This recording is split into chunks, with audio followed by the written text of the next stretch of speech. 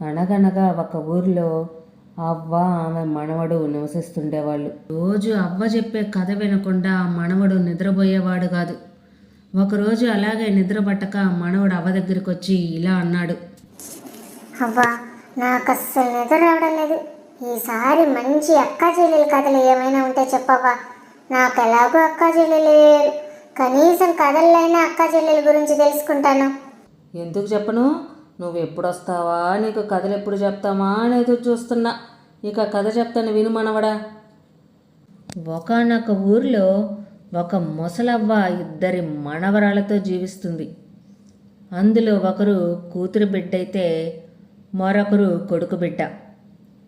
కూతురు బిడ్డ పేరు దుర్గా, కొడుకు బిడ్డ పేరు సుమ.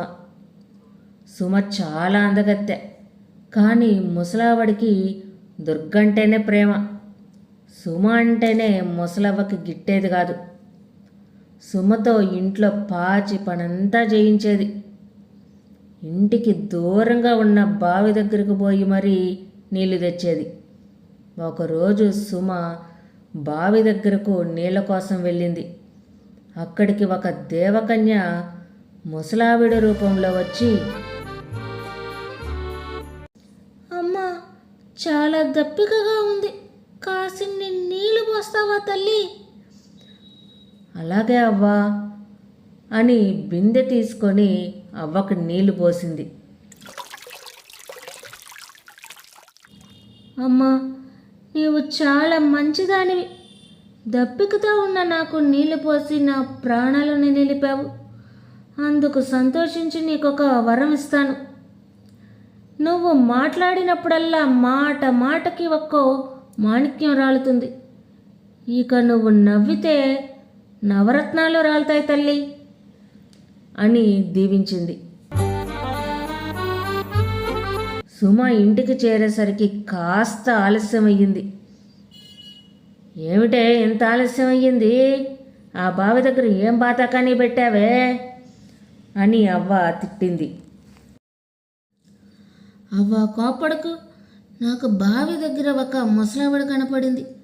చాలా దాహంగా ఉంది, కాస్త మంచినీళ్ళు పోస్తావా అని అడిగింది.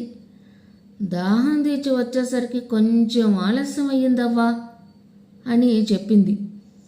సుమ మాట్లాడినంతసేపు నోట్ల నుంచి టప టప నవరత్నాలు రాలడం మొదలయ్యాయి. అవ్వకు ఆశ్చర్యం వేసింది.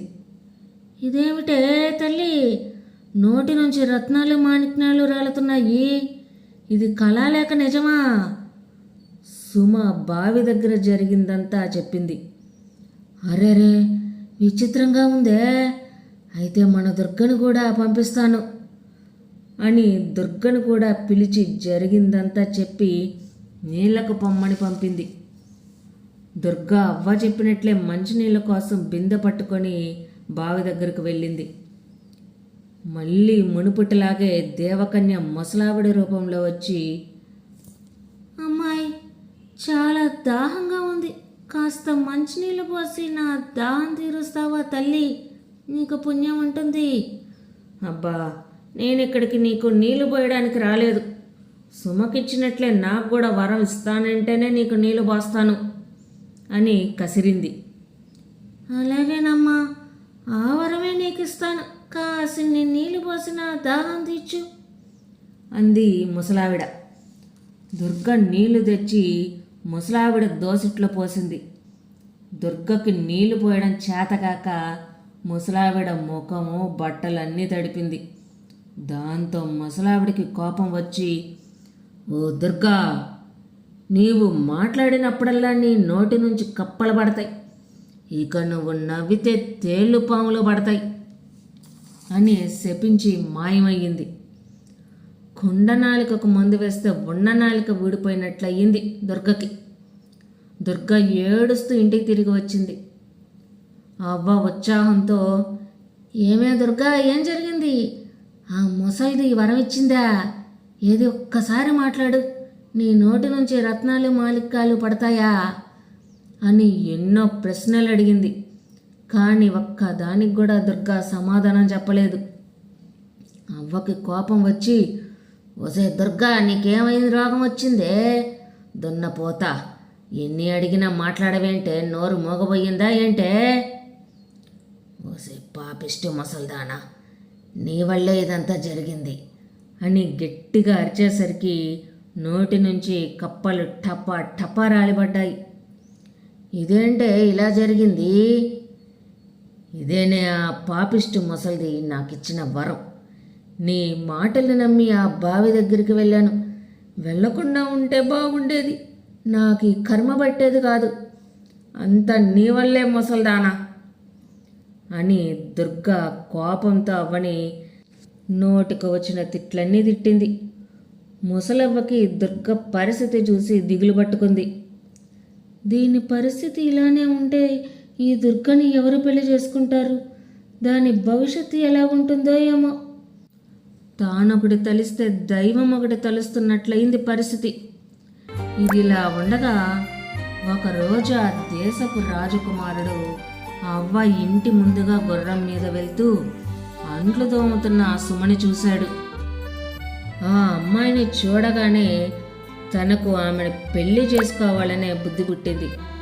వెంటనే తన రాజ్యభవనానికి వెళ్ళి మంత్రిని పిలిచి, మహామంత్రి, ఫలానా ఊరిలో ఓ అందమైన అమ్మాయి ఉంది.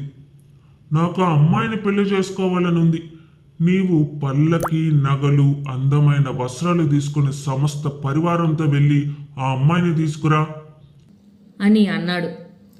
అలాగే రా కుమారా అని మంత్రి నగలు, పట్టు వస్త్రాలు తీసుకొని ఆ ఊరికి వెళ్ళాడు. అవ్వతో రాకుమారుడి పెళ్లి సంగతి చెప్పి అమ్మాయిని పంపమని అడిగాడు. అవ్వకు భలే సంతోషం వేసింది. కానీ ఆమెకు ఒక దూరాలోచన పుట్టింది. అబ్బా, ఎంత మంచి వార్త! అయితే సుమ బదులు దుర్గను పంపితే నా బాధ తగ్గుతుంది కదా అని అనుకొని దుర్గ చెవిలో, జాగ్రత్త దుర్గా, పెళ్ళి అయ్యే వరకు ఎవరితో మాట్లాడకు. మాట్లాడావో నీ గుట్టు రట్టవుతుంది. నోరు మూసుకొని ఉండు. నీ ముఖంపై ముసుగు కూడా తీయకు, అర్థమైందా అని రహస్యంగా చెప్పింది. రాకుమారుడు పంపిన నగలు, పట్టు వస్త్రాలు దుర్గకు కట్టించి ముసుగు వేసి పల్లకీలో కూర్చోబెట్టింది. మంత్రి దుర్గను పల్లకీలో కూర్చోబెట్టుకొని తన రాజ్యానికి వెళ్ళాడు. పెళ్లి పనులు మొదలయ్యాయి. దుర్గ చివరి వరకు మాట్లాడకుండా, ముసుగు తీయకుండా కాలం గడిపింది. కానీ పెళ్లిపీటలపై కూర్చున్న తర్వాత పురోహితుడు ఏవో మంత్రాలు చెప్పమని చెప్పాడు. దుర్గ మర్చిపోయి ఆ మంత్రాలను పలికింది. అంతే, కప్పలు నోట్లో నుంచి టపా టపా రాలిపడ్డాయి. దుర్గకి అది చూసేసరికి నవ్వు కూడా వచ్చింది. అంతే, ఆ నవ్వుకు తేళ్ళు, పాములు కుప్పలు కుప్పలుగా రాలిపడ్డాయి. అంతే, పురోహితుడు, పెళ్లి పెద్దలు అంతా పెళ్లి మండపం నుంచి పారిపోయారు. రాకుమారుడికి కోపం వచ్చింది. పెళ్లిపీటలపై నుంచి లేచి దుర్గ అవ్వ దగ్గరకు వెళ్ళాడు. అక్కడే సుమ కూడా ఉంది. రాకుమారుడు సుమని చూడగానే ఆశ్చర్యపోయాడు. అదేమిటి, నాకంటే ముందు నువ్వు ఇక్కడికి ఎలా వచ్చావు అని సుమని అడిగాడు. నేను కూడా మా అవ్వకు మనవరాలినే అని వినయంగా సుమ సమాధానమిచ్చింది. సుమ మాటలు మాట్లాడగానే ఆమె నోటి నుంచి రత్నాలు రాలాయి. అప్పుడు రాకుమారుడికి అవ్వ చేసిన మోసం తెలిసి కోపంతో మంత్రిని పిలిచి, ఈ అవ్వను దాని మనవరాలిని తీసుకెళ్లి చెరసాల పడేయండి అని ఆజ్ఞాపించాడు. ఈ ఆజ్ఞ వినగానే ఏడుపుతో కూడా నవ్వొచ్చింది సుమకి. సుమ నవ్విన వెంటనే నవరత్నాలు రాలాయి. మహారాజా, మా అవ్వను దుర్గను క్షమించి వదిలేయండి అని రాకుమారుని సుమ బ్రతిమలాడింది. రాకుమారుడు సుమ మాటలు మండించి వాళ్ళను క్షమించాడు. ఆ తర్వాత రంగరంగ వైభవంగా సుమకి రాకుమారుడికి పెళ్లి జరిగింది. ఈ కథ ద్వారా మనం తెలుసుకున్న నీతి ఏమిటంటే, మంచి వాళ్ళకి ఎప్పుడు మంచే జరుగుతుంది, దుర్బుద్ధి గల వాళ్ళకి ఎప్పుడు చెడే జరుగుతుంది. అనగనగా ఒక ఊరిలో రైతు ఉండేవాళ్ళు. ఆయనకి 2 ఆడపిల్లలు. ఒకరి పేరేమో భానుమతి, మరొకరి పేరేమో సత్యవతి. వాళ్ళు చాలా పేదవారు. ఒకరోజు పండుగ నాడు వాళ్ళిద్దరూ అడవిలో కట్టెపుల్లలు ఏరుకొని ఇంటికి వస్తూ ఉండగా దారిలో వారికి ఒక గుడి దగ్గర కొందరు ఆడవాళ్ళు పేదవాళ్ళకు అన్నదానం చేయడం కనిపించింది. అది చూసి సత్యవతి, అక్క, మనం కూడా అలా అన్నదానం చేద్దామా? ఎలాగే, మన దగ్గర అంత డబ్బులు ఎక్కడున్నాయి? పట్టుదల ఉండాలే కానీ సాధించలేనిదేముంటుందక్క? వాళ్ళలాగా గొప్పగా చేయలేకపోయినా మనకున్న దాంట్లో ఈ సంవత్సరం కాకపోయినా వచ్చే సంవత్సరం అయినా చేద్దాం, సరేనా? దానికి భానుమతి కూడా సరేనంది. అన్నదానం చేయాలంటే బాగా డబ్బులు కావాలి కాబట్టి ఆ రోజు నుంచి వాళ్ళు తాము తిన్నా తినకపోయినా ఎంతో కొంత రోజు హుండీలో దాచిపెట్టసాగారు. అలా సంవత్సరం గడిచింది. మళ్ళీ సంక్రాంతి రానే వచ్చింది. ఆ రోజు వాళ్ళిద్దరూ హుండీలో దాచిన డబ్బులతో వాళ్ళకున్నంతలో అందరికీ అన్నదానం చేయసాగారు. ఇదంతా పైనుంచి గమనిస్తున్న పార్వతీ పరమేశ్వరులు అది చూసి, స్వామి, అటు చూడండి, ఆ ఇద్దరు ఎంత కష్టపడుతున్నారు. మంచి వాళ్ళకు మంచి చేయడం, చెడ్డ వాళ్ళకు చెడు చేయడం, ఇదేగా మన పని. రండి, మనం వెళ్ళి వాళ్ళకి ఏదైనా మంచి చేసొద్దాం. దానికి శివుడు సరేనని వాళ్ళిద్దరు పేద మొసలి వేషంలో వాళ్ళ ఇంటికి వచ్చారు. అప్పటికే వాళ్ళ అన్నదానం పూర్తి చేసుకొని వాళ్ళిద్దరూ తినడానికి కూర్చున్నారు. అప్పుడు ఆ ముసలోళ్ళు ఇంటి ముందు నిలబడి, అమ్మా, ఆకలేస్తుందమ్మా, ఊళ్ళో అందరినీ పిలిచి పెడుతున్నారంట కదమ్మా, మాకు కూడా కాస్త ఏమన్నా ఉంటే పెట్టండమ్మా, ఎవరూ లేని ముసలోళ్ళమమ్మా అని అరిచారు. అది విన్న వాళ్ళిద్దరూ వాళ్ళు తినకుండానే వాళ్ళకి ఆ అన్నం పెట్టేశారు.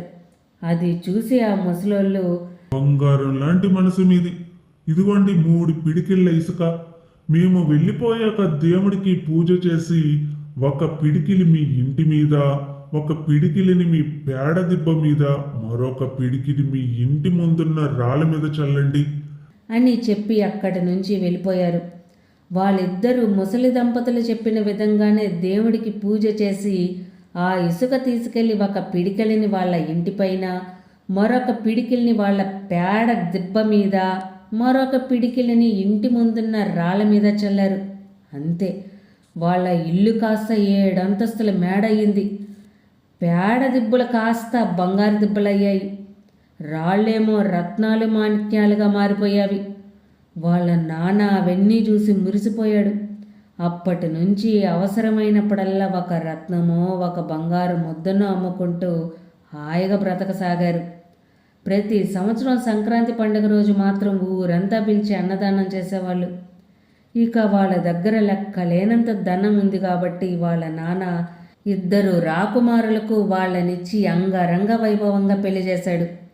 వాళ్ళ నాన్న అక్కనేమో పడమడ దేశానికి ఇస్తే చెల్లెల్నేమో తూర్పు దేశానికి ఇచ్చాడు. 2 చాలా దూరం. అందుకు వాళ్లకు గుర్తుగా ఒకరి ఉంగరాలు ఒకరు మార్చుకొని ఎవరి రాజ్యానికి వారు వెళ్ళిపోయారు. అలా వెళ్ళిపోయాక కొంతకాలానికి సంక్రాంతి పండుగ వచ్చింది. భానుమతి భర్తకు చెప్పి ఊళ్ళో ఉండే పేదవాళ్ళందరికీ అన్నదానం చేసింది. సత్యవతి కూడా అన్నదానం చేద్దామని భర్తకి చెప్పింది. కానీ ఆమె భర్తకి పేద ప్రజలంటే అస్సలు ఇష్టం ఉండదు. దాంతో, చీచి, ఏమిటిదంతా, అన్నదానం లేదు గిన్నదానం లేదు, పో ఇక్కడి నుంచి అనేసరికి అప్పటి నుంచి అన్నదానం విషయమే మర్చిపోయింది. ఒకరోజు పక్క ఊరి రాజ్యం సత్యవతి వాళ్ళ రాజ్యం మీదకి దండయాత్రకు వచ్చింది. సత్యవతి మొగుడు పెద్ద సైన్యాన్ని తీసుకొని యుద్ధానికి వెళ్ళాడు. కానీ వాళ్ళతో పోరాడలేక ఓడిపోయి శత్రువులకు చిక్కితే చంపేస్తారని ఎవరికి చిక్కకుండా పారిపోయాడు. అప్పటికే కడుపుతున్న సత్యవతి భర్త పారిపోయాడని తెలుసుకొని శత్రువులు కోటలోకి రాకముందే ఎవరి కంటా పడకుండా చిన్న పల్లెటూరులో దాంకుంది. కొంతకాలానికి ఆమెకు కొడుకు పుట్టాడు. సత్యవతి తన రెక్కల కష్టంతో తన కొడుకును పెంచసాగింది. అలా 10 సంవత్సరాలు గడిచిపోయాయి. ఒకరోజు పిల్లవాడు వాళ్ళ అమ్మని ఇలా అడిగాడు, అమ్మా, నేను పుట్టినప్పటి నుంచి చూస్తున్నా, మనం ఒకరింటికి పోయింది లేదు, వేరొకరు మన ఇంటికి వచ్చింది లేదు. మనకెవరు బంధువులు లేరా అమ్మా? ఎందుకు లేర్రా, మీ నాన్నగారు ఎక్కడున్నారో ఏమైపోయారో తెలియదు కానీ నీకొక పెదమ్మ ఉంది. ఇక్కడికి 800 మైళ్ళ దూరంలో ఉండే పడమర దేశానికి ఆమె రాణి. అవునా అమ్మా, అయితే నేను ఒక్కసారి వెళ్ళి పెదమ్మని చూసొస్తాను. దానికి ఆమె సరేనని వారు విడిపోయేటప్పుడు మార్చుకున్న ఉంగరం కొడుక్కిచ్చి, నాయనా దీన్ని మీ పెదమ్మకు చూపించు, నిన్ను గుర్తుపడుతుంది అని ఆ ఉంగరం కొడుక్కిచ్చి పంపిస్తుంది. 800 మైళ్ళంటే చాలా దూరం కాబట్టి అలసిపోయి నిదానంగా ఒక నెల కల్లా ఆ పరమడ దేశానికి చేరుకున్నాడు.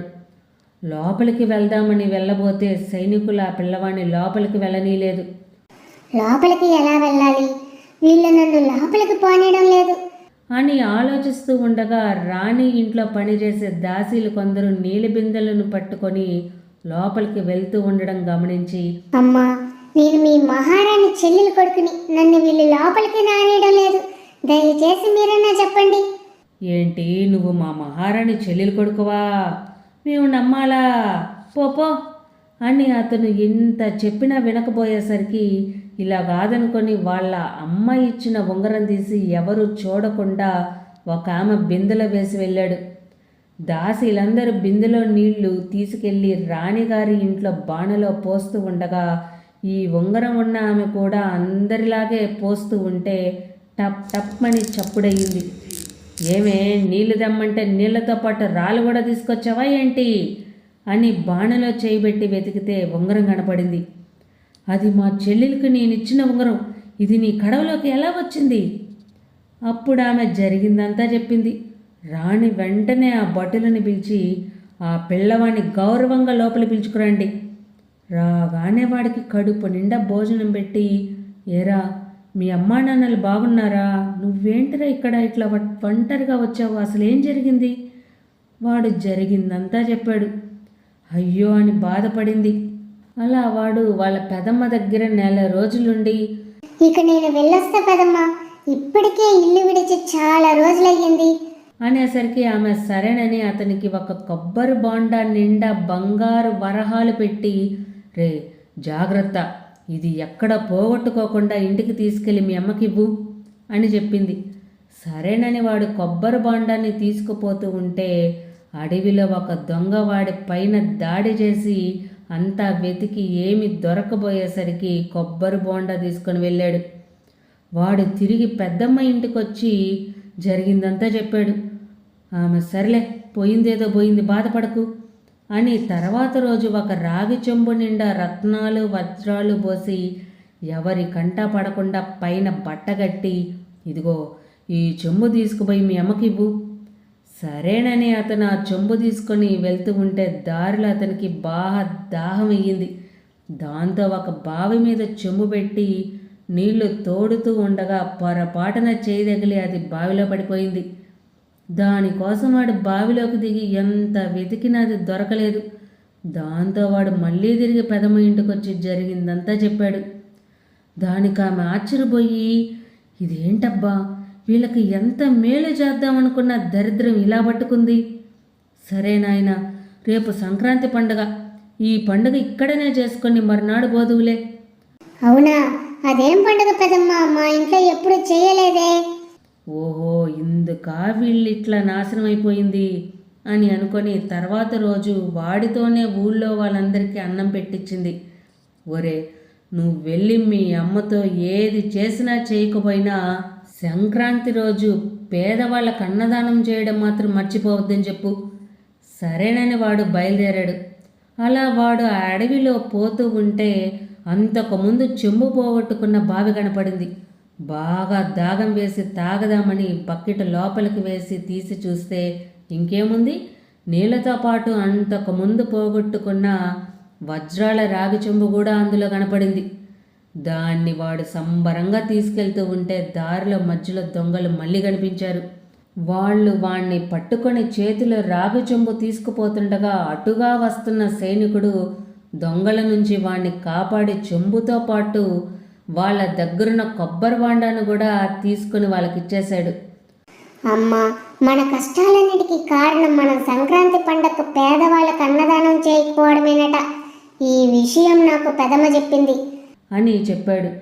ఆమె అక్క ఇచ్చిన బంగారమంతా పక్కన పెట్టి ఆ రోజు నుండి తిన్నా తినకపోయినా ఎంతో కొంత దాచిపెట్టి అలా సంవత్సరం కాగానే తాను కష్టపడి సంపాదించిన డబ్బుతో పేదవాళ్ళకు అన్నదానం చేసింది.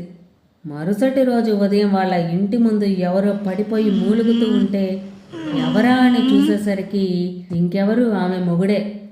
నేను పారిపోయినప్పటి నుంచి మీరెక్కడున్నారో తెలియక ఒక్కొక్క ఊరు వెతుక్కుంటూ ఆఖరికి ఇక్కడికి వచ్చాను. మీరిక్కడ కనపడ్డారు, నాకంతే చాలు. ఆమె వెంటనే భర్తని కొడుకుని తీసుకొని అక్క దగ్గరికి వెళ్ళి జరిగిందంతా చెప్పింది. అప్పుడు ఆమె భర్తకి చెప్పి చెల్లెలి భర్తకి పెద్ద సైన్యాన్ని ఇచ్చి యుద్ధానికి పంపించింది. యుద్ధంలో వాళ్ళ శత్రువులను చంపి మళ్ళా తమ రాజ్యాన్ని తాము సంపాదించుకున్నారు.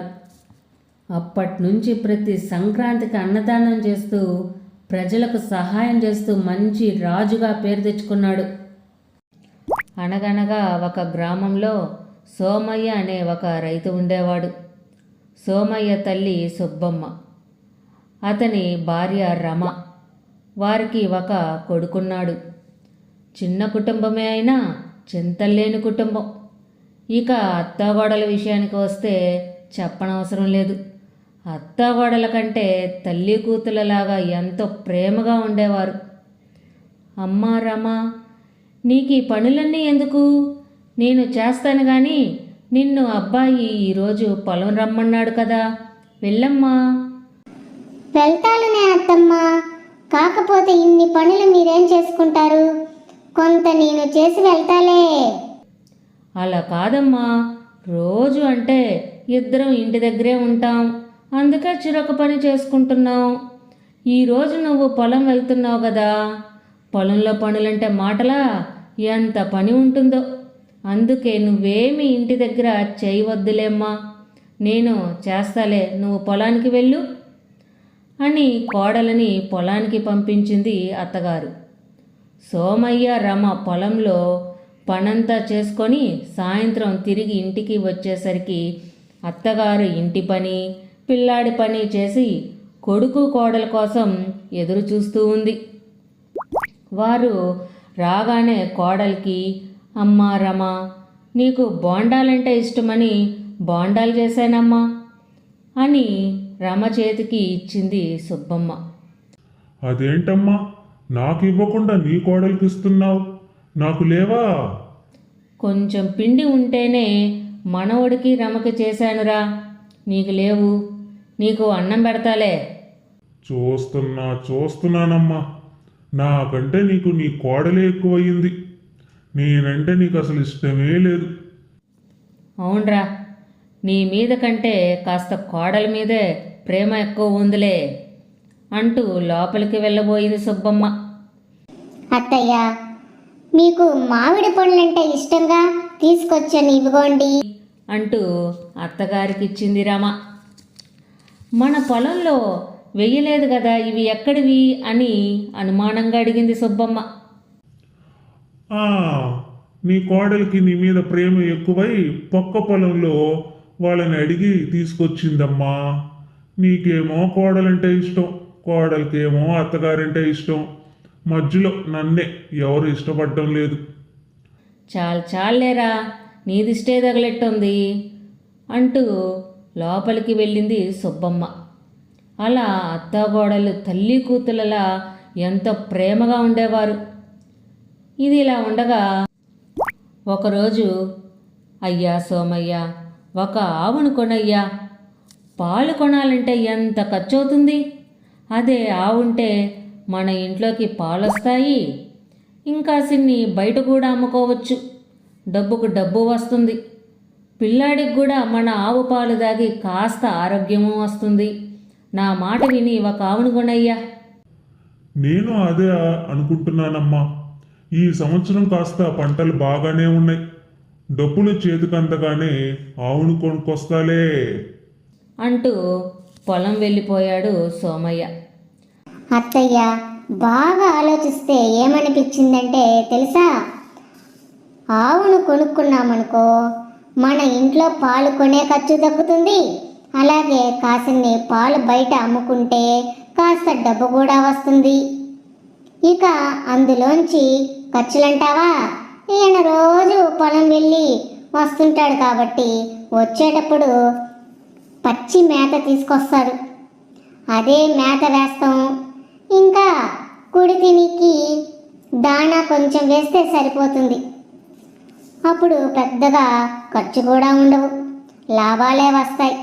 మనకి మొదటి నెల నుంచే లాభాలే లాభాలు అత్తయ్యా అని లాభ నష్టాల గురించి లెక్కలు చెప్పింది రమ. అవునమ్మా, నువ్వు చెప్తుంటే నాకు అదే అనిపిస్తుంది. మనకి చేతి నిండా డబ్బే డబ్బు. అత్తయ్య, మొదటి నెల వచ్చే డబ్బుతో నేను ఒక పట్టు చీర కొనుక్కుంటాను అత్తయ్య. నాకు అసలు చీరలే లేవు ఎక్కడికన్నా వెళ్దామంటే. తర్వాత నెలలో ఇంకాస్త డబ్బులు ఎక్కువ వస్తాయి కదా, అప్పుడు చెవులకు దిద్దులు కొనుక్కుంటాను అని వచ్చే ఆదాయంతో ఏం కొనాలో చెప్పసాగింది రమ. ఆగు రమ, ప్రతి నెల వచ్చే లాభాలతో నీకు కావలసినవే నీవు కొనుక్కుంటావా? నాకేం కొనవా? నాకే ముందు ఒక పట్టు చీర కొను. అసలు చీరలే లేవు నాకు. చాలండి అత్తయ్య, మీకు పట్టు చీర ఉంటేనేంటి లేకపోతే ఏంటి, నేనైతే ముందు కొనాల్సిందే. అలా అంటావేంటమ్మా? అసలు అవును, కొనమంది నేను. అందుకే ముందు నేను పట్టు చీర కొనుక్కుంటాను. నువ్వు కొనమన్నావు, బాగానే ఉంది. కొనేది ఎవరు? మా ఆయన. అందుకే నేను పట్టు చీర కొనుక్కుంటాను. మా అబ్బాయి కదా మీ ఆయన? నేను ముందు కొనుక్కుంటాను. అబ్బా, పనంతా చేసేది నేను, అప్పుడు కొనుక్కోవాల్సింది కూడా నేనేగా అని ఇంకాస పెద్దగా అంది రమ. నువ్వు పెద్దగా అరిచినంత మాత్రాన్ని ఇక్కడెవరు భయపడరు. నువ్వు ఒక్కదానివే పని చేస్తావా ఏంటి?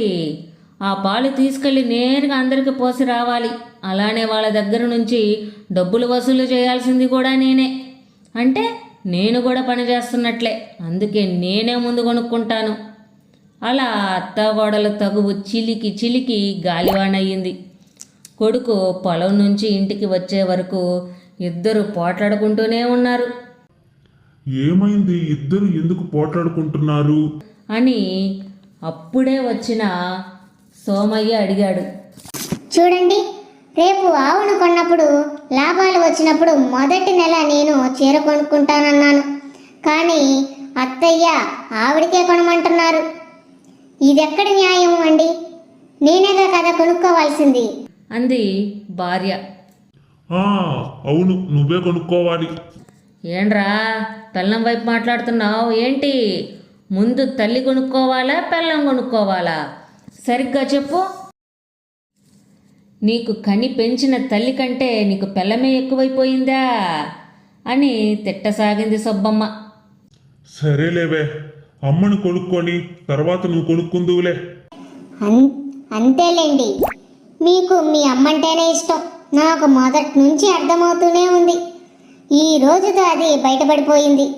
ఇప్పుడు చెప్పండి, నేనంటే ఇష్టమా మీ అమ్మంటే ఇష్టమా అని కోపంగా అడిగింది భార్య. ఇద్దరన్నా ఇష్టమేనే, ముందు అమ్మను కొనుక్కొని. నాకు ఇంకా అర్థమైపోయింది. మీ అమ్మంటేనే ఇష్టం, నేనంటే ఇష్టమే లేదు. పనంతా నా చేత చేయించుకోవడం, ఏదైనా కొనిపెట్టేటప్పుడు మీ అమ్మ కొనిపెట్టడం ఇక నా వల్ల కాదు. నేనొక్క క్షణం కూడా ఉండను. నేను మా ఇంటికి వెళ్ళిపోతాను అని పెద్దగా అరిచింది రమ. వెళ్ళిపోవే, వెళ్ళిపో. నువ్వు వెళ్ళిపోతే మాకేమన్నా భయమా ఏంటి? నా కొడుక్కి ఇంకో పెళ్లి చేస్తాను. సరే వెళ్ళిపోతానులే అని పుట్టింటికి బయలుదేరింది రమ. ఏవే రామా, నువ్వే కొనుక్కుందువులే, ఆ తర్వాతే మా అమ్మ కొనుక్కుంటుంది. ఎక్కడికి వెళ్ళకే, ఇక్కడే ఉండవే. ఎందుకురా దాని బ్రతిలాడుతున్నావు? పోయేదాన్ని పోని, దానికంటే మంచి దాన్ని తీసుకొస్తాను, నీకు పెళ్లి చేస్తాను అంది సుబ్బమ్మ. అయితే చుట్టుప్రక్కల వారందరూ అదంతా వింతగా చూస్తున్నారే కానీ ఎవ్వరూ ఆపడానికి ప్రయత్నించడం లేదు. అయితే సోమయ్య ఇంటి పక్కనే ఉండే పాపయ్య అక్కడికి వచ్చి జరిగిందంతా తెలుసుకొని, అయ్యో, ఆడు లేదు సూడు లేదు అన్నట్లు ఆవునే కొనలేదు కానీ వచ్చే లాభ నష్టాల గురించి ఇప్పుడు పోట్లాడుకొని విడిపోయేదాకా వచ్చారా? ఈ జనమేమో చూస్తూ అలా నిలబడ్డారా? నేనేదో ఒకటి చేసి వీళ్ళ తగువు నాపాలి అని అనుకుంటూ చెల్లెమ్మ, అత్తయ్య, ఒక్క నిమిషం ఆగండి. ముందు మీ తగువులాపి నాకు జరిగిన నష్టానికి నష్టపరిహారం చెల్లించి అప్పుడు మీ దారి మీరు చూసుకోండి. అప్పటిదాకా పెద్ద పెద్దగా అరుస్తున్న రమా సుబ్బమ్మ ఒక్కసారిగా తగువు ఆపేసి నష్టమేం వచ్చింది, నష్టపరిహారం ఎందుకు కట్టాలి అని అనుమానంగా అడిగారు. మీ ఆవు మా పెరట్లోకి వచ్చి కూరగాయ మొక్కలన్నిటినీ పాడు చేసింది. దాంతో మాకు బాగా నష్టం వచ్చింది. మా నష్టానికి పరిహారం చెల్లించి అప్పుడు మీరు చీరే కొనుక్కుంటారో, దిద్దులే కొనుక్కుంటారో, లేకపోతే ఇంకో పెళ్ళే చేసుకుంటారో అవన్నీ అప్పుడు చూసుకోండి. ముందు నాకు నష్టపరిహారం చెల్లించండి అన్నాడు పాపయ్య కోపంగా. ఏంటి, మీ కూరగాయ మొక్కల్ని మా ఆవొచ్చి పాడు చేసిందా? అసలు మీ ఇంట్లో కూరగాయ మొక్కలే లేవుగా. మా ఇంట్లో ఆవే లేదుగా అన్నారు అత్తగోడలిద్దరు కలిసికట్టుగా. ఇప్పుడు లేకపోతే కొద్ది రోజుల్లో ఆవును కొనుక్కుంటున్నారు కదా, నేను కూడా కూరగాయ మొక్కల్ని పెంచుకుంటున్నాను. అప్పుడు మీ ఆవు వచ్చి మా మొక్కల్ని పాడు చేస్తుంది. అందుకే అప్పుడు జరిగే నష్టాన్ని ఇప్పుడే తీర్చమని అడుగుతున్నాను. నీకేమన్నా పిచ్చా పాపయ్య? ఎప్పుడో జరగబోయేదాన్ని ఇప్పుడే చెప్తున్నావా? అసలు అప్పుడు జరుగుతుందో లేదో కూడా తెలీదు. అలాంటి దానికి నష్టపరిహారం చెల్లించాలా? ఈ విషయం ఎవరికైనా చెప్పావంటే నవ్విపోతారు. అవును, మనల్ని పిచ్చోళ్ళలాగా చూస్తారు. మరి ఇప్పుడు మీరు చేస్తుందేంటి? మిమ్మల్ని చూసి వీళ్ళంతా నవ్వుకోవడం లేదా? మిమ్మల్ని పిచ్చోళ్ళు అనుకోవడం లేదా? ఎప్పుడో వచ్చే ఆవు కోసం ఆ రోజు అసలు లాభం వస్తుందో నష్టం వస్తుందో తెలియని దానికోసం ఇప్పుడు విడిపోయేదాకా వచ్చారు. దీన్నేమంటారు? అన్నాడు పాపయ్య. అంతే, అప్పటికి కానీ వాళ్ళు చేస్తున్న తప్పేంట వాళ్ళకి తెలిసొచ్చి సిగ్గుతో ఇంటిలోకి వెళ్ళిపోయారు అత్తాగోడలిద్దరు. ఇక సోమయ్య కూడా పాపయ్యకి ధన్యవాదాలు చెప్పి తల వంచుకొని ఇంట్లోకి వెళ్ళిపోయాడు. ఊరి వారందరూ పాపయ్య తెలివితేటలు మెచ్చుకొని సోమయ్య కుటుంబాన్ని చూసి నవ్వుకుంటూ అక్కడి నుంచి వెళ్ళిపో